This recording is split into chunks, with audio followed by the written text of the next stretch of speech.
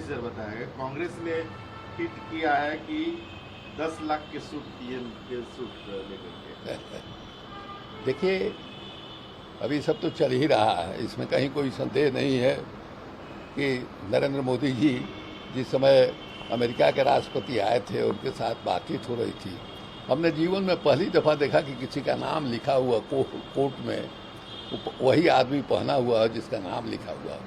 बाद में पूरा हंगामा हुआ इस पर। राहुल गांधी ने आरोप लगाया सूट बूट की सरकार, ये चस्पा हो गया उस पर। फिर बाद में कैसे कैसे उसको ठीक किया गया।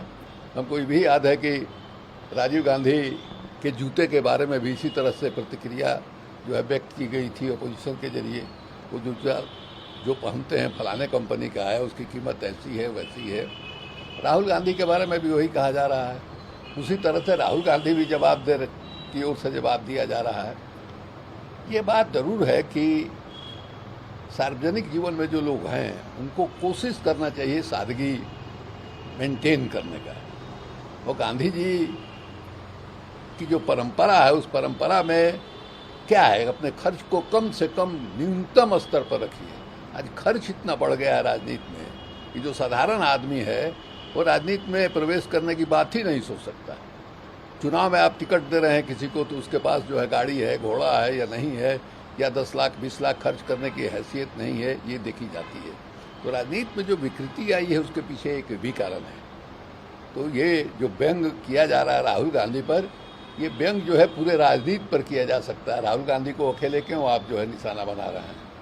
हमको अच्छा लगता अगर राहुल जी खादी का वस्त्र जो है पहन करके ही राजनीति में रहते तो हमको ज़्यादा अच्छा लगता।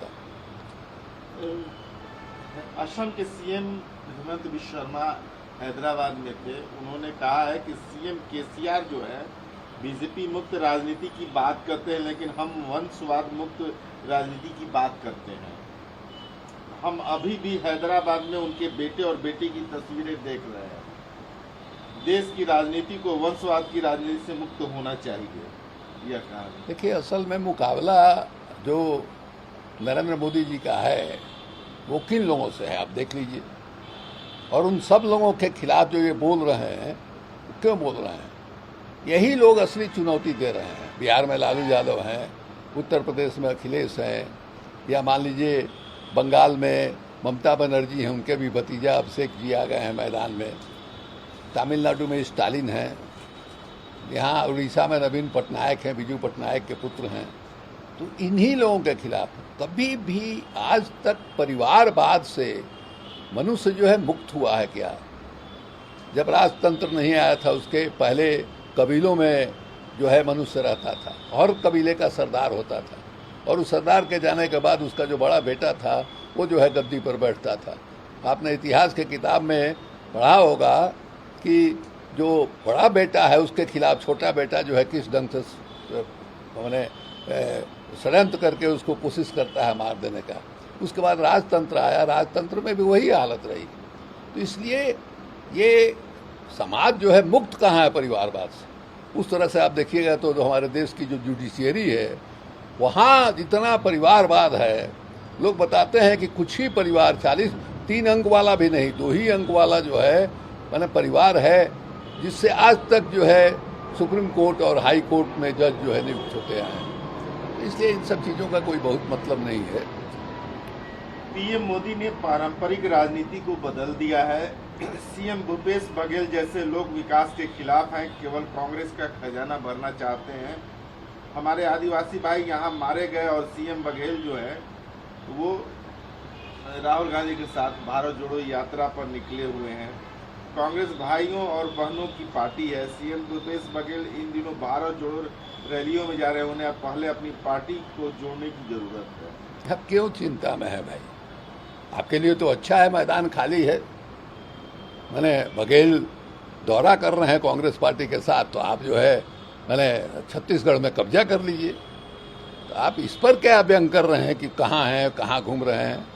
पार्टी के नेता हैं और पार्टी के नेता के रूप में पार्टी के प्रति भी जवाबदेही है। मुख्यमंत्री के रूप में छत्तीसगढ़ की जनता के प्रति तो जवाबदेही है ही, लेकिन पार्टी के नेता के रूप में उनकी ऐसे भी जवाबदेही है। मान लीजिए नरेंद्र मोदी जी जो है वो देश के प्रधानमंत्री हैं, लेकिन पार्टी के नेता के रूप में पार्टी के कार्यक्रमों में भाग लेने के लिए दिल्ली से बाहर जाते ही हैं। तो सारे पॉलिटिकल डेमोक्रेसी में जो एग्जीक्यूटिव पावर है वो पॉलिटिकल लोगों के हाथ में होता है, और वो एग्जीक्यूटिव पावर के साथ साथ माने पॉलिटिकल जवाबदेही भी जो है उसको भी कैरी करते हैं। इसमें हो हल्ला मचाने का कोई दूसरा मुद्दा है नहीं, इसलिए इन्हीं सब बातों को बोल करके लोग जो है राजनीति अपना चला रहे हैं।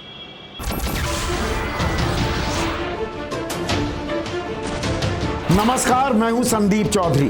अगर आपको ये वीडियो पसंद आया हो तो इसे लाइक और शेयर जरूर करें, और हाँ, हमें सब्सक्राइब और फॉलो करना ना भूलें ताकि आप देश और दुनिया की कोई खबर मिस ना करें। तो जुड़िए हमारे साथ और देखते रहिए News 24।